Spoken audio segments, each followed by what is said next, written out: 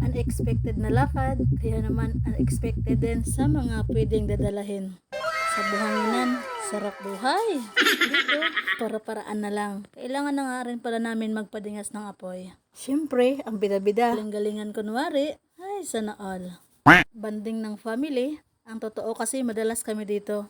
Kaya naman napagkasanduan. Walang ligtas. General cleaning na rin ang mga person. Maraming salamat na nga rin pala sa aming sponsor. Shoutout na kita, Engineer Jeng de la Cruz. At para sa kaalaman na rin ng lahat, sa tulong ng pagkompres at pagbaon sa buhangin, umakbang ka lang, ituloy ang buhay. Dahil si Lord, habang binibigyan ka ng hininga, ay pinaparamdam niya rin sa'yong kasama mo siya. Samantala, dito sa likod, bandang kaliwa. Salamat sa blessings.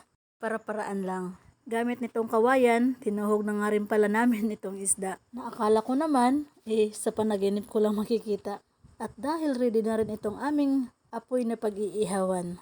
Smile naman dyan.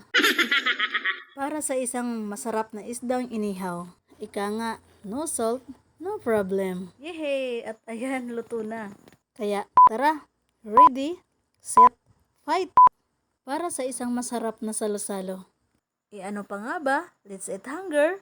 Yan ang Kamayan style. Basta ako, hindi na muna ako uuwi. Thank you for watching. Yay!